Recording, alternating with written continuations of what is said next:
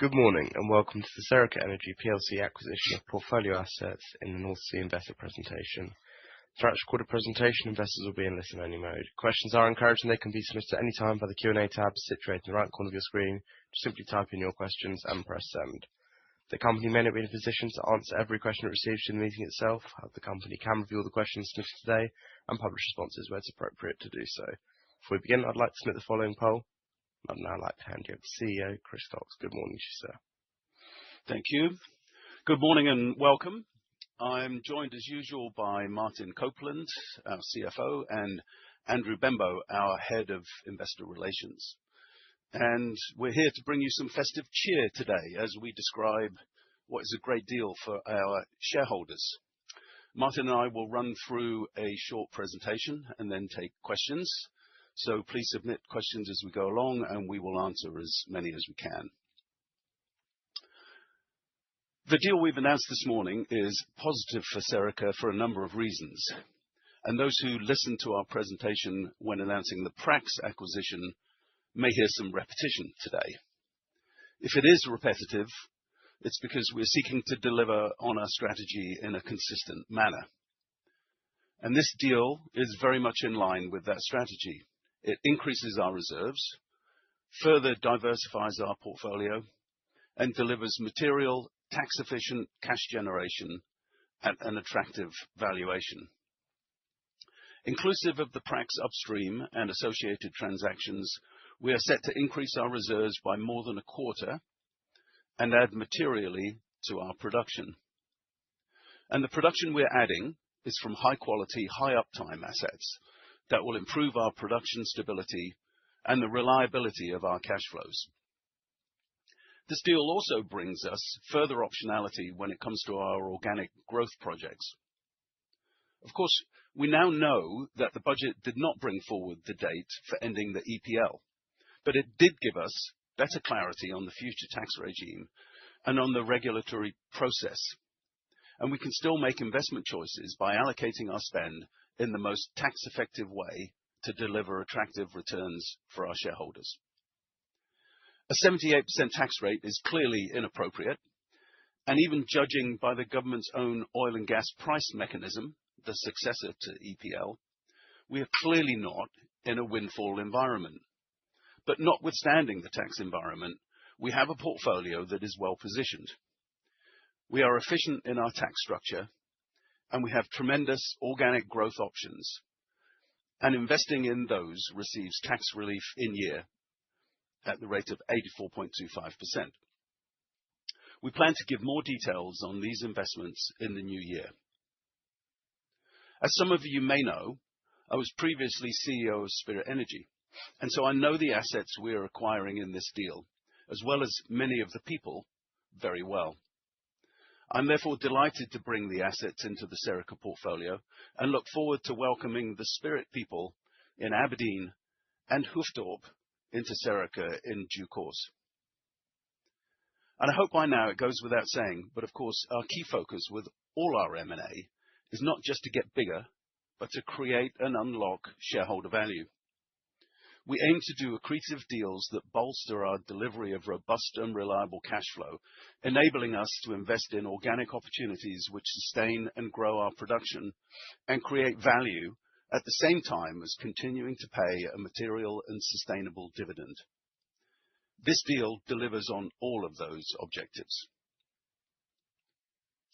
And we're creating a more diverse, robust, and exciting portfolio.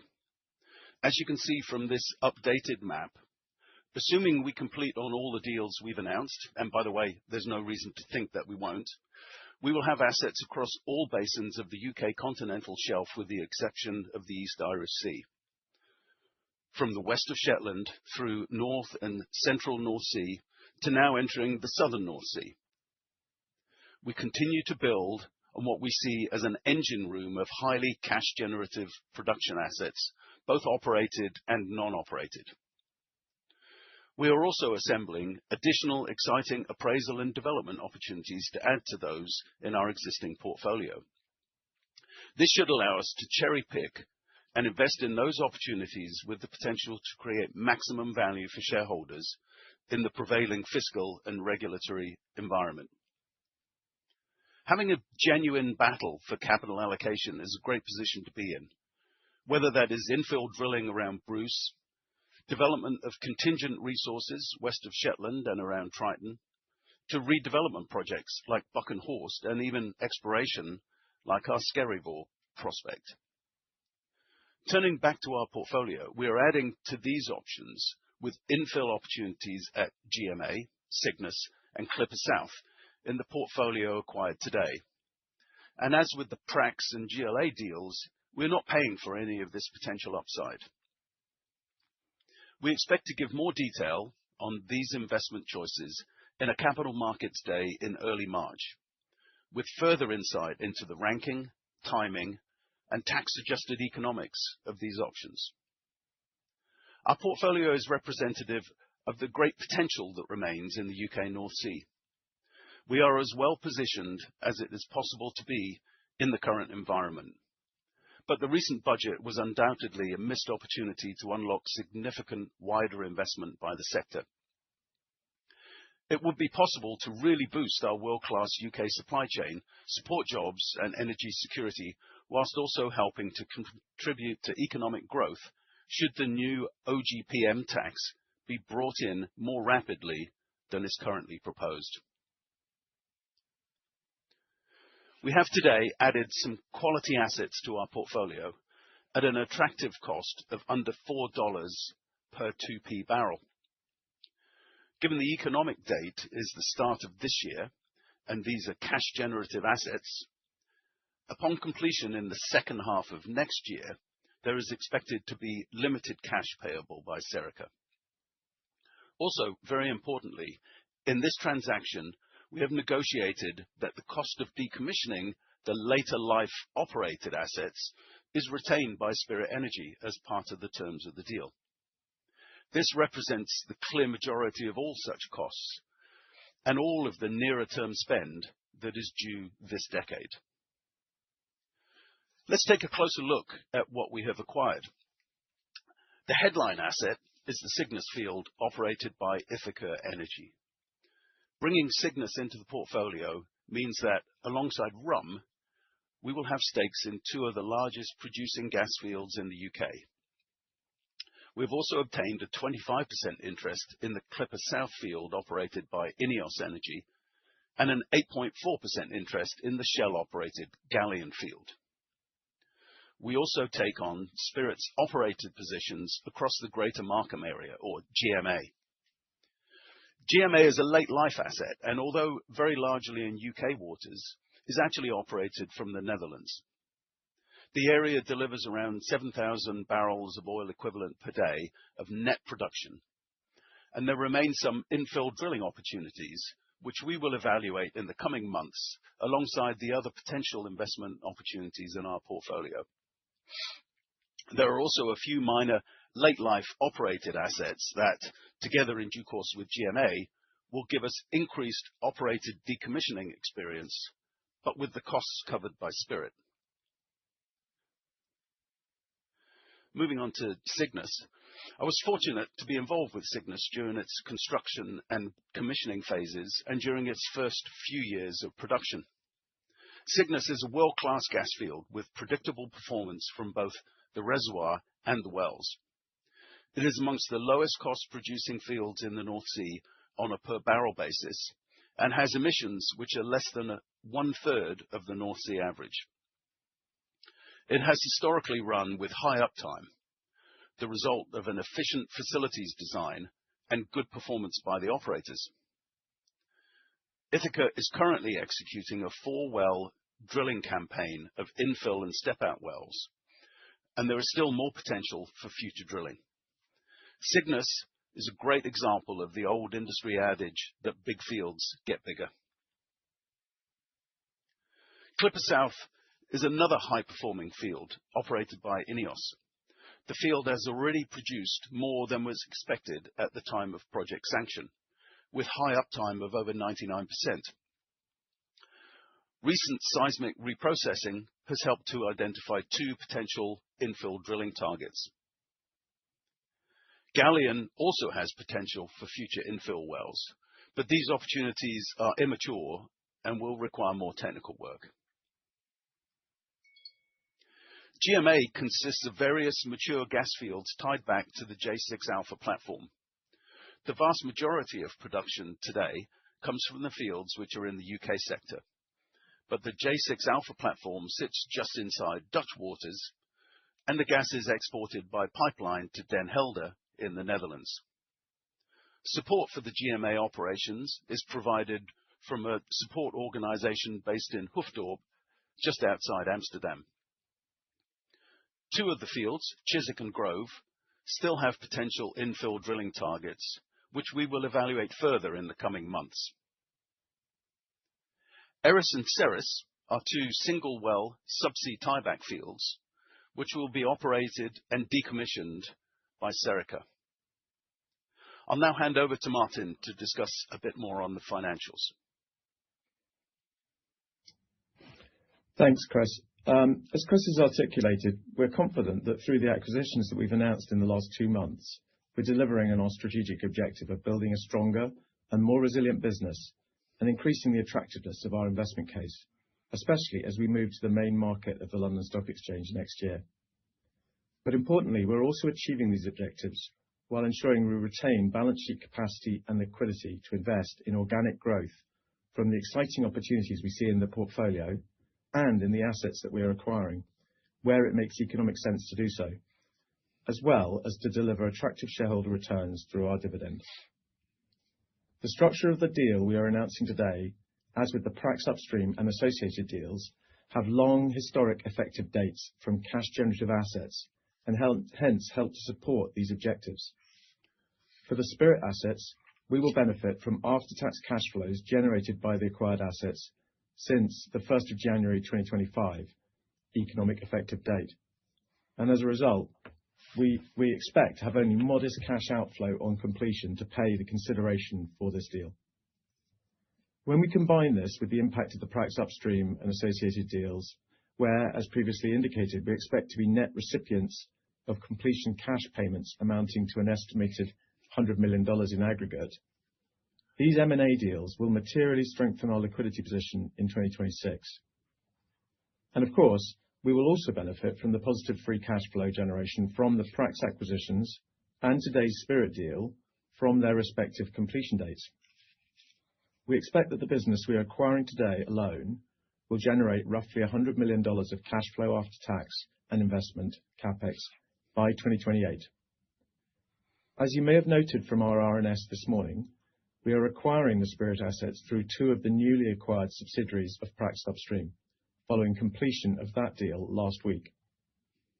These businesses have significant carried forward tax losses, which differs from the position of Spirit, and will enhance the cash generation of the acquired portfolio following completion.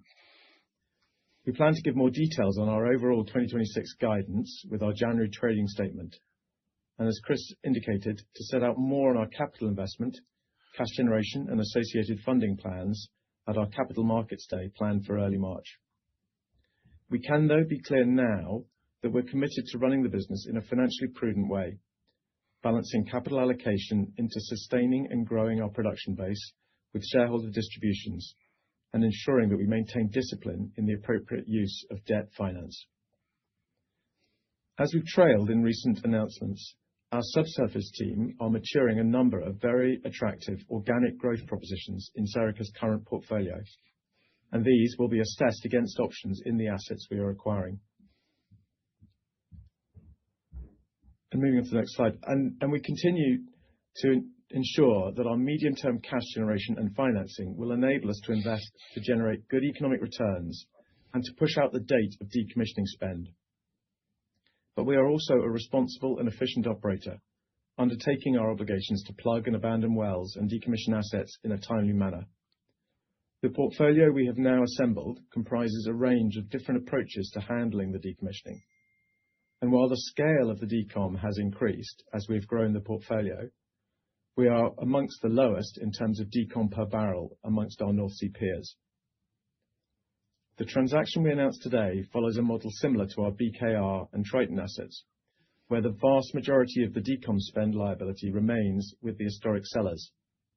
In this case, Spirit will be retaining liability for all of the operated assets' decommissioning costs, up to a cap set at 115% of the current estimate.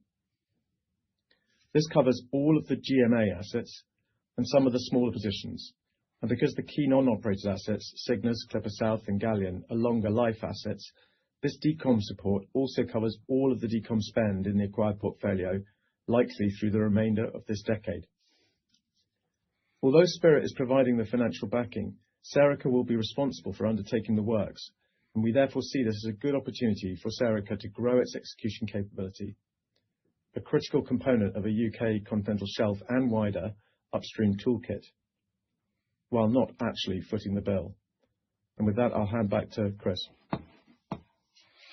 Thanks, Martin. Well, we have a really busy and exciting period coming up in 2026. And we're pleased to say, by the way, that the scheduled Bittern pipeline works have been completed on schedule. And with all that has been done by Dana team over this year, we are cautiously but quietly confident of better times ahead and the ability to demonstrate much improved asset reliability and production from our newly drilled well stock. Then, as indicated, we will be finalizing our internal work and communicating our plans for investment in the portfolio, which we expect to start with Bruce infill wells. We will then see phased completions of the GLA position from TotalEnergies, the Catcher and Golden Eagle assets from ONE-Dyas, and then the assets from Spirit we are announcing today. And we also expect good progress on our corporate finance initiatives, both through a planned refinancing to fit with our reshaped portfolio and the investment opportunities we see, as well as through proceeding in 2026 with the planned move to the main market, which we had to postpone from this year due to the M&A opportunities we have secured in the second half of the year. We will, of course, ensure regular and transparent disclosure of all these plans as we move through the year, starting with our trading statement and 2026 guidance scheduled for the 21st of January. In the meantime, we hope that all our shareholders have an enjoyable and restful holiday period, and we will now, of course, be open to any questions you may have in the normal way. Over to Andrew. Thank you very much, Chris and Martin. As always, had loads of questions come in. I'm going to try and bunch them all together to make it easier. So the first one's relatively quick fire ones for Martin, I think, just to try and clarify a few points that people have been asking. So the first question is, can you get preempted on this deal?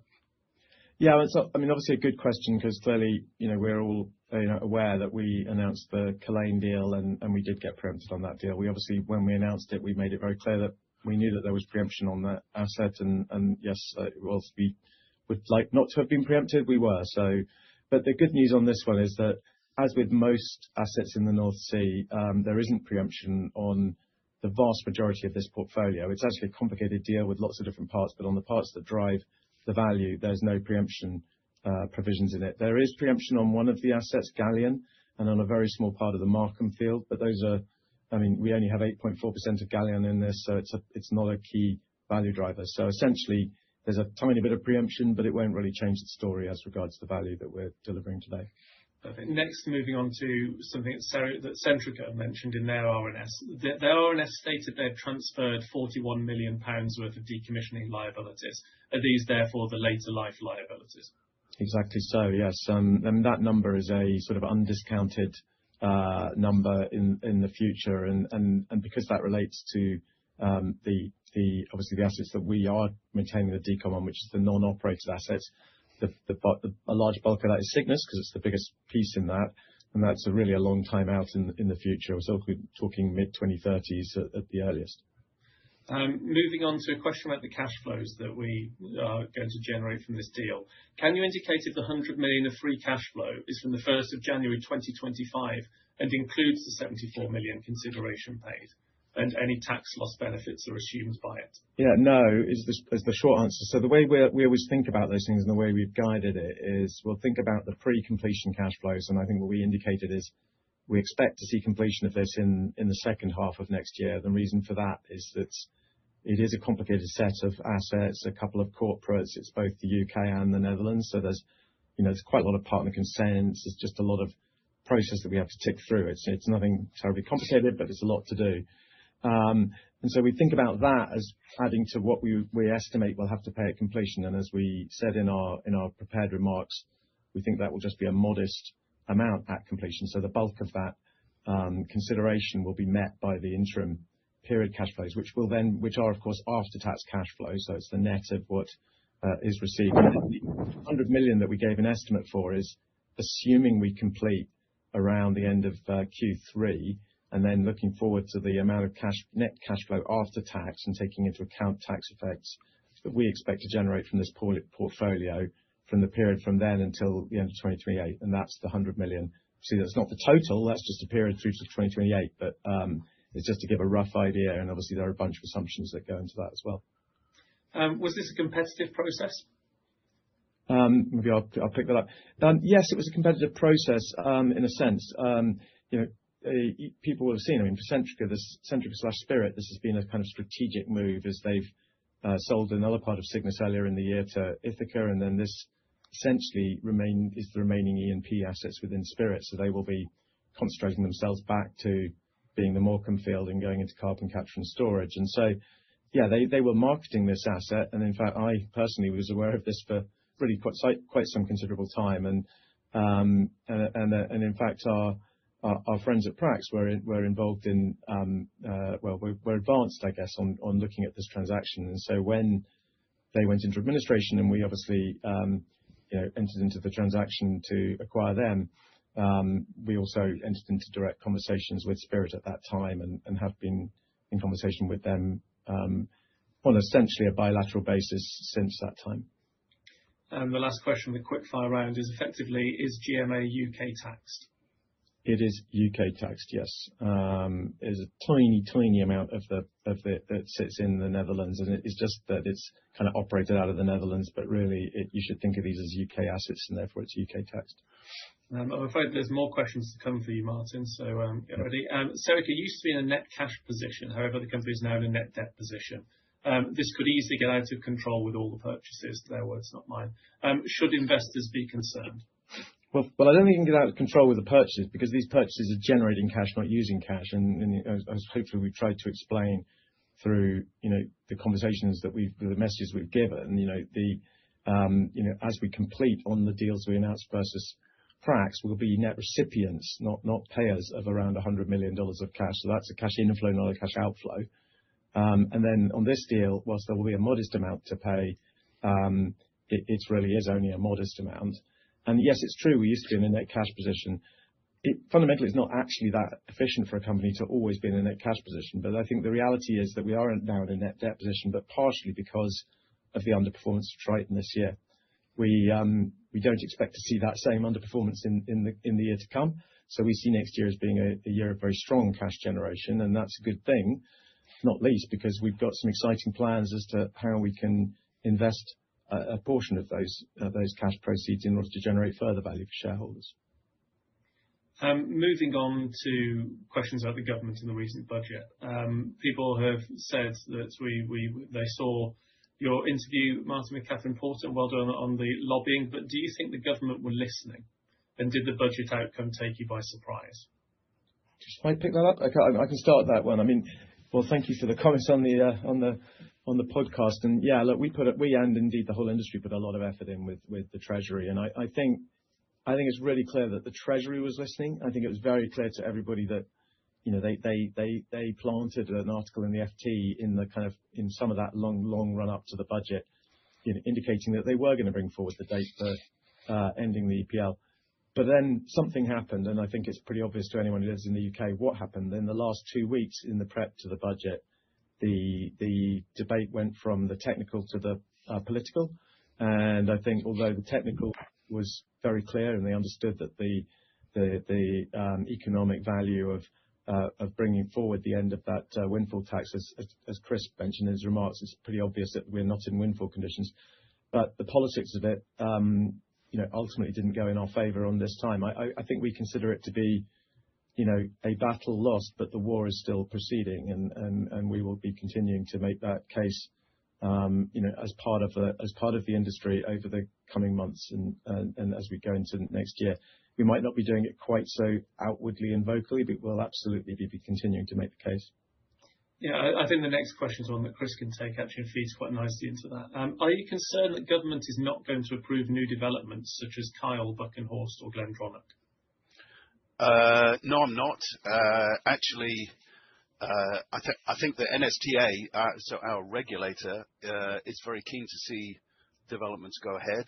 I was in a meeting with Oil and Gas OE UK last week with the CEO of the NSTA, and he was at pains to point out, Stuart Payne is his name, he was at pains to point out that they're very keen to see the best developments go ahead. And when we asked about, well, what about new rules? What about the change in legislation? The answer was, well, nothing changes till it changes. So if you've got developments you want to do, crack on, was his words. So I don't think anything has changed at the moment. And as long as we comply with the legislation, developments will still go ahead. And yes, we're waiting for final approval for Jackdaw and Rosebank, but I imagine those are going to come through quite quickly, and then you might see quite a few more on the back of that.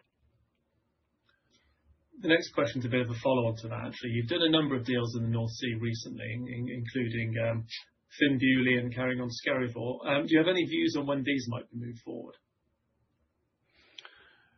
Yeah, I mean, exploration's in a slightly different bucket. And by the way, exploration has not been stopped by the government. What they've said is no new exploration, and what they mean is they're not going to award licenses for people to go out and do wildcat exploration, but drilling exploration wells on existing licenses is still very much a possibility. And in fact, we're under pressure to act on those kind of opportunities that we have in the portfolio.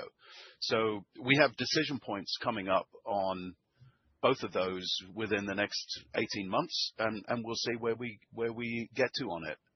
We have to evaluate them alongside all the other investment opportunities that we have, and they need to stack up, and we'll go through a ranking process and only invest in the best things. Moving on to M&A, are there more deals out there like this one? We are constantly active in the M&A market, and hopefully that'll be obvious to people, because a deal like the one that we announced today doesn't just come about in a matter of a few days, right? So we've always got a hopper of things that we're looking at various different levels of advancement. I mean, we certainly hope that there are deals as good as this one. We're excited about what we've been able to deliver with this deal, and we will hopefully, we're getting a bit of a track record of being able to deliver on high quality value additive deals, and we expect to continue to do that. So yes, I mean, there probably are more deals like this, whether they're in the UK or potentially internationally in the coming year. That will still be a very important part of the mix of what Serica offers to investors. And do you favour gas or oil? No is the answer. We favour adding value for our shareholders, and we've said before that we're agnostic about gas or oil. It happens that the last couple of things we've done have added a lot of gas to the portfolio, but there hasn't been a deliberate ploy to only go after gas. And our focus genuinely is on how do we add value for shareholders. And look, the deal that we've announced today, I think is fantastic. For less than $4, a 2p barrel, with over 75% of the decommissioning retained by the seller, is amazing. So when you ask the question, are there more deals like this out there? I would love to think we could do another one of these, but it is an outstanding deal. And look, the thing we have in our favour, I think, and increasingly so, is we're a credible buyer.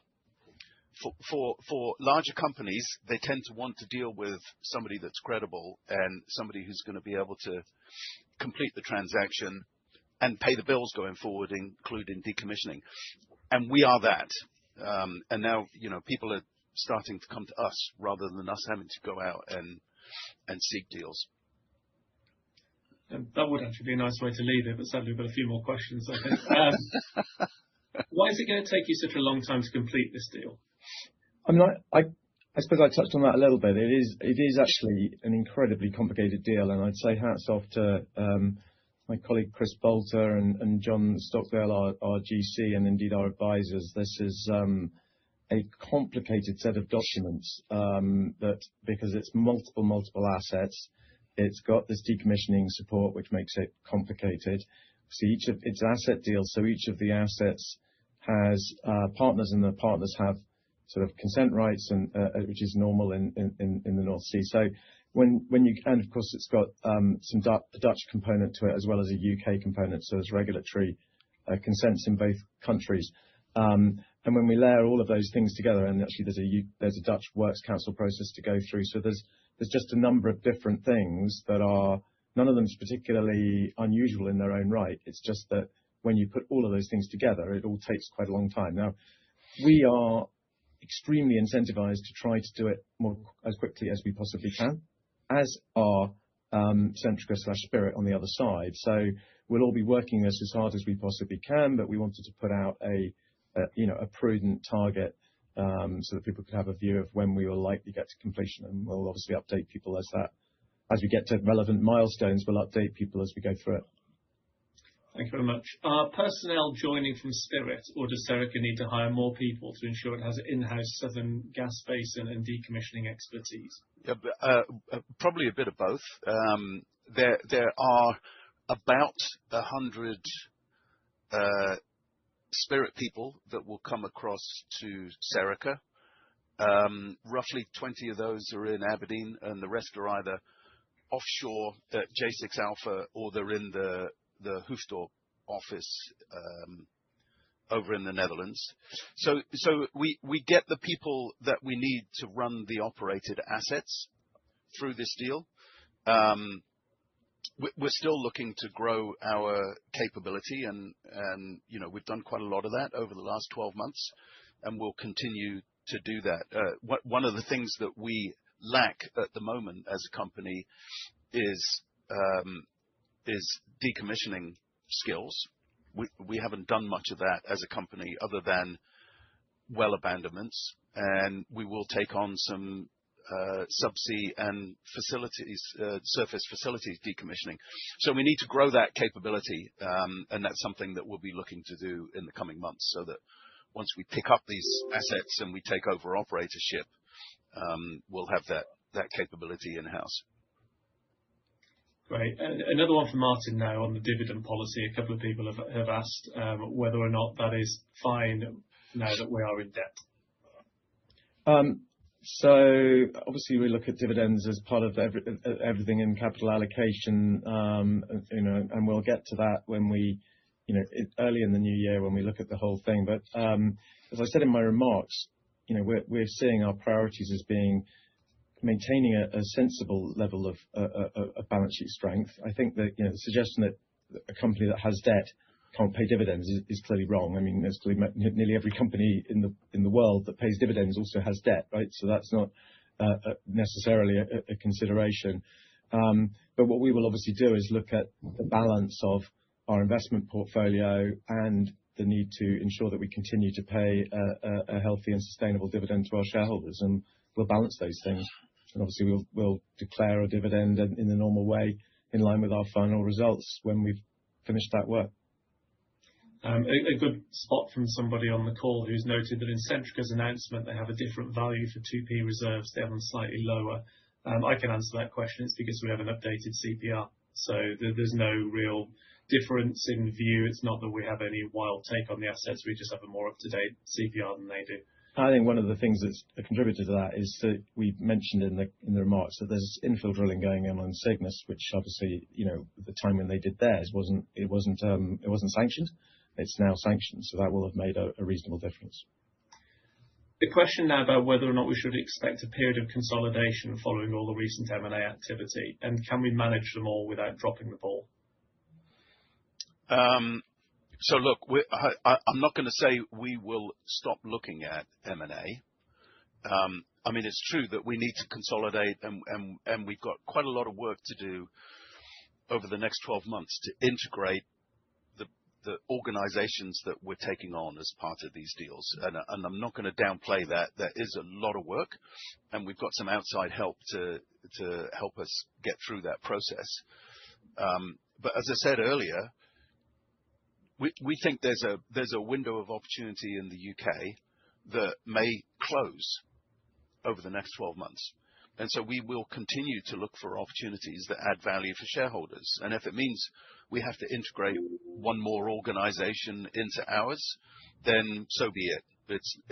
Look, I've done a bunch of this in my career. We've got people helping us that have integrated businesses before. It's not rocket science. It's just a lot of hard work. And so we're not going to stop looking at M&A. But it is correct that there's a lot of work to do to consolidate these. Thank you very much. And as a last question, I think that an inevitable last one is, how is Triton doing at the moment, and is the work complete? All I can say is the work is complete. So we had to do some repair work on a subsea flow line, and we said it would be completed around about the middle of December, and that is now completed. So we now look forward to ramping up production in the coming days and weeks. That's about all I'll say right now. And with that, Chris, I think we've answered the majority of questions that came in. As always, I'm afraid that if there's any that I've missed, please do feel free to give me a call or send me an email. We will always respond to any call and email that we get as quickly as we can. And with that, Chris, do you have any final comments? Just to thank everybody for their attendance and attention. Like I say, I think we've pulled off a bit of a coup here. I think it's a great deal for shareholders. Adds a lot of value. Look forward to speaking with you. It's the 21st of January. We'll be giving our guidance for next year and the look ahead, and then a capital markets day sometime in early March will be probably the next times that we will talk. So thank you very much for your attendance. Thank you very much. That's great. Well, thank you once again for updating investors today. Could I please ask investors not to close the session, as you now be automatically redirected to provide your feedback, and all the management team can better understand your views and expectations. On behalf of the management team of Serica Energy PLC, we'd like to thank you all for attending today's presentation, and good morning to you all.